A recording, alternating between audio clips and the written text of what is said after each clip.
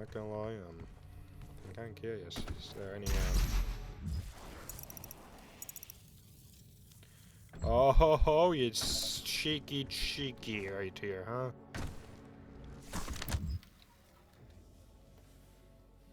Yeah, that's the missing piece. Like enemies of the past, we cannot contain the demons emerging from the Dark Realm.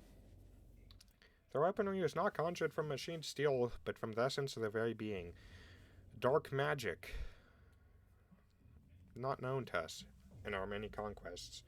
Had we grown overconfident, our victory serving to dull our blade, as we drink in the glory of our expanding empire? Lost. We knew not of how to propel against this foe. The Maker God stood perplexed, and the engineers and priestess scrambled to find the advantage in battle we so desperately needed. Known to the enemy, we were pushed to the brink of defeat. Their God stood with us as we worked to find the answer. Lord of the Dag was the first to unlock the mystery of these foul creatures. The priests were able to capture several of the beasts and set about to identify the source of their power. It was then that the essence of the Dark Realm was discovered. Not wholly unlike our own, this power was the life essence that flowed through the twisted form, powered their attacks. It could be harnessed to power our own weapons, giving the Argenta the chance to combat the demons on even footing. Okay, don't believe that there's going to be 7 more parts. The priests believed that with greater power, knowledge of the essence, we could discover its source and cut it off from the demons, to strangle their armies from within, allowing us to regain the advantage we acquired for victory in the battlefield. The Khan Maker gave blessing to our majesty, and directed the priests to delve deeper into the mysteries of the Scarlet Elixir, sourced from the demonic realm, for she sought only to return balance to our universe. Proper resilience was required, as hell stood beyond her influence. Somebody's grumpy with her pillow, ain't she? Another great effort. The priests discovered more they had ever hoped for. They learned the true nature of the demonic energy, how it could strengthen those skilled enough to harness its power. The energy coursing through the malformed bodies of our own relentless enemies could be used to end life, or to enhance it. The power to heal, to mend. Mortality, knowledge, and enlightened faculties behind our understanding. With the demon's life force in the skilled hands of the sentinel priests, and under the righteous gaze of the Khan Maker, our people not only rise to victory over the unholy horde that clawed at our walls, we would move to a higher plateau of existence, ushering in a new era of military science and industrial healing. No sentinel would grow sick, no maker would ever need to suffer the transfiguration that they all so feared. All would be risen. None could ever oppose our peaceful ways and threaten our world again. True balance over hell and its legions, over space and time.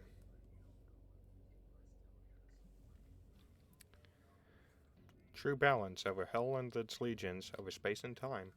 This world and all others, we would dictate the order. United with the Makers, we would find peace for eternity.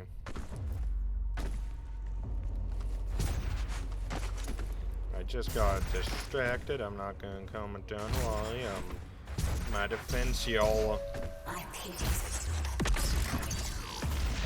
theirs is a hard role to play. I too have a world to save.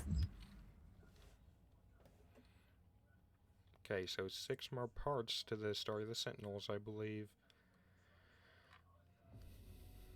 And we're missing at least 3 others. To which I imagine or I should have found earlier on. Oh look, the Titans and, wait, are these... What are those demons' names? As we warred with the beasts, the Argenta society grew, with the watchful eyes of the Maker, and through the endless power of the essence. While our generals were consumed with unholy whirl, our culture was marked by the beautiful potion the enemy had provided us. This sweet elixir. It brought us immeasurable capacity, and empowered us to reach even further into dimensions once thought to be beyond our grasp. Under the direction of our Maker gods and the engineering of our high priests, our weapons blazed and our war machines stormed. The throngs of the populace drank deeply from the walls of energy unveiled by the priests. But we of Night Sentinels took no part in their abundance. That's totally a word. I'm not going to try and pronounce that. Yeah, I know it's easy to pronounce, for disclosure. Some among us whispered accusations and warnings against this manner of progress, but they were quelled, so it's not our role to dictate the future of our people, only to defend it. Without their souls, there can be no hell energy, and the Argent will cease to flow. I cannot allow this to happen. You will not stand in the way of Erdak's progress. This is how it has always been done. It is not for you to deny us our chance of prosperity.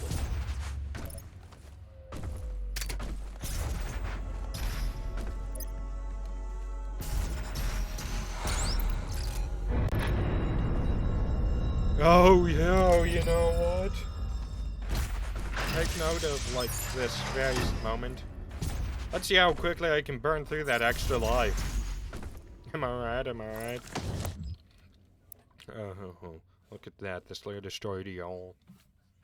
As the Black Star ascended into the zenith, King Novik sat restless on his throne as a howling darkness began to assemble just beyond the mountain rise to the east. The plague came upon us in droves, flooding forth from the Hellgate with merciless fury. They brought with them a monstrous titan, the Dreadnought, a beast to rival the stature and menace of even the mightiest ancestral. The grotesque giant laid waste all before him, crushing all in his path. This was a total demonic assault, striking at the heart of Argentina as never before. How is it the behemoth could pass through the demonic gates without warning? We will never know, though the Night Sentinels believed treason was at play. Caught off guard, the Sentinel scrambled late in defiance of the Titan in this horde, and with his coming, the holy city of Taurus-Nabad prepared for judgment. With the onslaught of the demons massed in the city, sprawling shadow of the abhorrent fiend, the city shook to its foundation. None were spared, save that fled north. The vile swarm ransacked our temples and palaces, burning our towers and feasting on the souls of our clergy.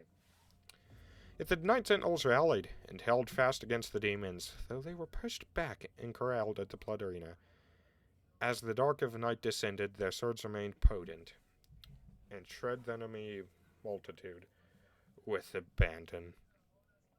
Yeah, that's what it says. Amidst the unyielding ranks of the Sentinels, when all others apprentices falling the battle, stood the Outlander. Rip and tear, he roared, ferocious in battle.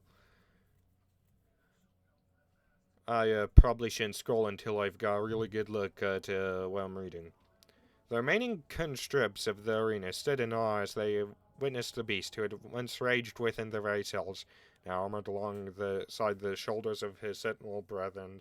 He had risen where none others had before, a true-born sentinel fighter, the very best among them.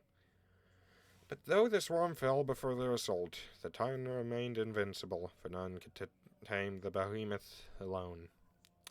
The hours before dawn, as the Night Sentinels weathered their relentless assault, the Outlander held his ground at the foot of the Great Wall in the northern bend of the castle. Seeing his unending vigor, Samur, Chancellor to the Mother God, okay, yeah, don't know where I got Chancellorton from, hurried to the Outlander away under veil of secrecy, and, for reason unknown, submitted him to a right untold. This was hearsay, for Samur received no consent from the Conmaker. Nor did he receive his counsel. Her counsel. The Chapel of Purity. The Outlander submitted himself to the divinity machine. There, Samur Makyr, the seraphim known to us only as the aid to the Mother God, blessed the Outlander with fierce speed and power to match his will. It was the method by which the transfusion took place that was the most concerned to us. For we were of the knowledge that the Maker device bestowed onto the Argenta energy so many generations ago was used by the priests only to find the impurity among us. How could it be that the device that was meant to cull the sentinel blade of its contaminants can then be used to purify the Outlander's body, give rise to the one who would leave us into battle? Hence earth.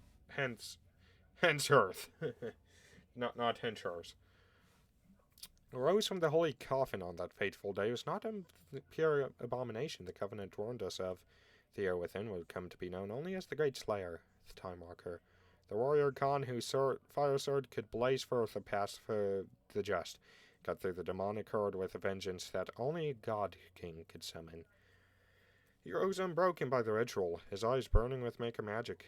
He took the crucible in his hand, and wraith fire leapt forth from the blade, as only it would when held by a true sentinel warrior king. In our darkest hour, the Slayer had been chosen, defying tradition, the most sacred laws, and the will of the great Khan herself. Stranger to our lands, had been blessed with celestial might. Pray for that this will spawn a bunch of enemies, or not. I cannot stand by and watch as you put our future at risk. Earth will be consumed, and the energy will continue to... Yeah, cool, Degrav remains the most powerful of the Hell Okay, yeah, I'm like 8% sure we've, missed, some number of, Alright, imagine, remembering we leave off. Degrav remains the most powerful of the Hell Priests amongst the people of Argentiniar, frequently visiting his ancient homeworld to lord over the populace. Arrogant and pompous. Like, every Hell Priest, you mean? Name one Hell Priest who isn't quite arrogant and pompous. Grave calls for bloodsport in the arena to entertain the fallen citizens of Sentinel Prime. Since the demonic invasion of Earth began, he has operated on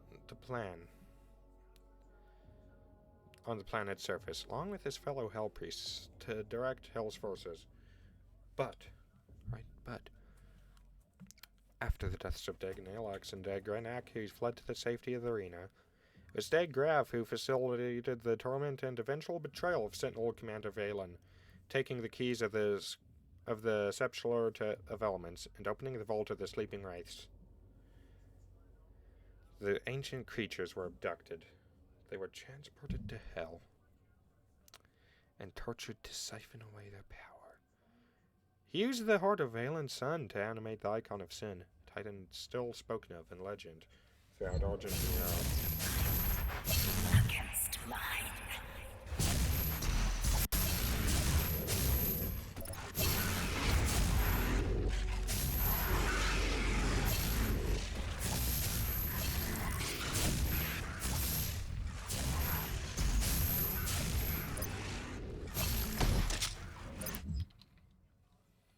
Oh yeah, you're the champion, right? Seem to be former champion, but once champion.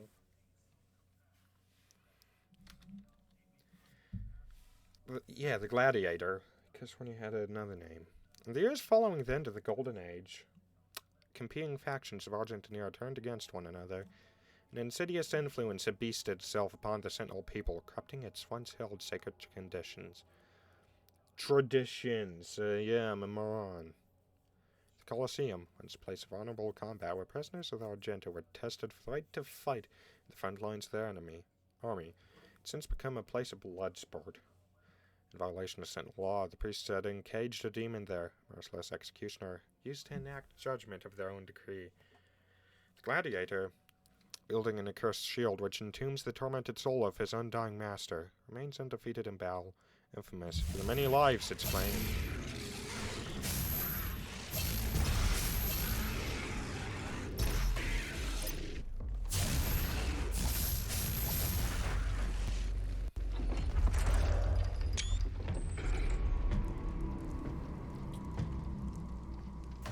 God, I'd rather go up against a marauder.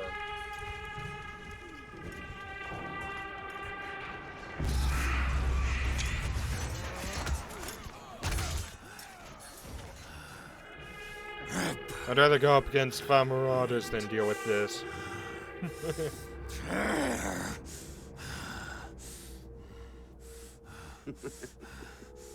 You'll make a fine addition to the front line, stranger. The demons! They are everywhere. You know, I think this is the first time in a Doom game, Must like kill them all. in Eternal at least, that the Slayer's ever been given an official, I want to know more about the others he speaks of. Yes, Your Grace. given an official voice. If Sentinel holy blood is spilled on these grounds, you will lose all sovereignty here. Didn't you invite a demon here? Yeah, the gladiator. Oh yeah, we're flying Turner, huh? Or are we flying Gladius? I think that's what you said. I don't like this guy at all. It's specifically one attack, too.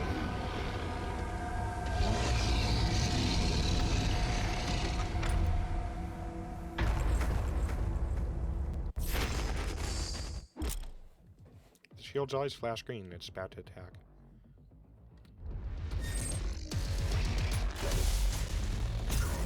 No way!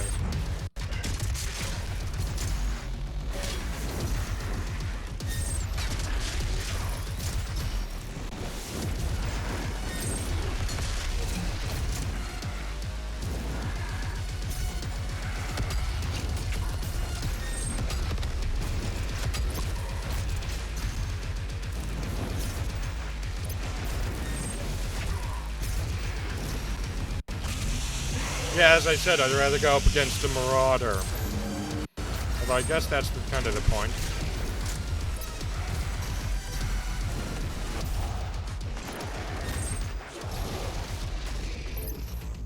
Okay, on with them. There we go.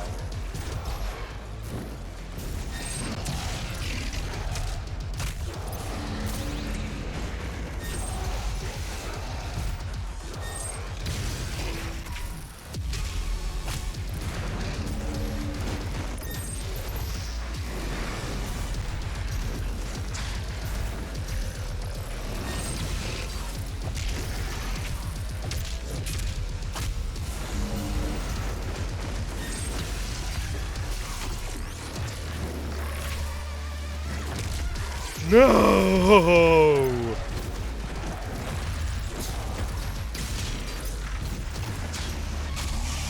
No way.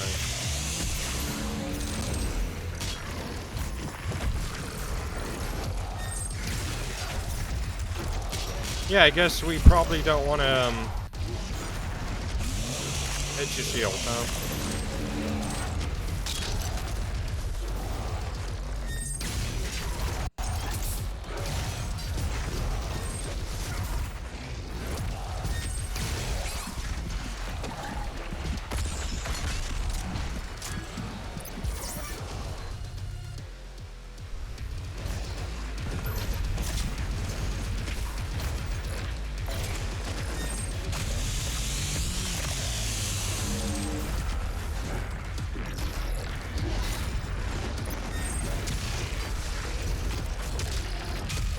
Don't jump! Protect your gladiator!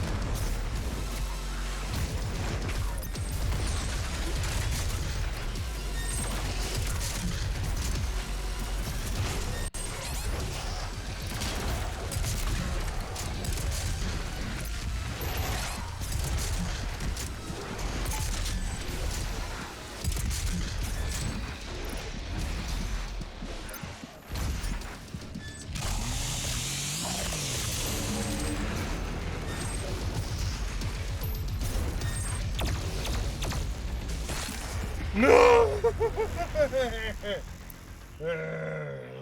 No, I ain't.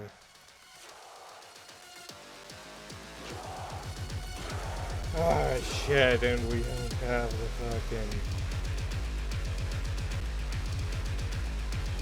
Yeah, I hate this guy.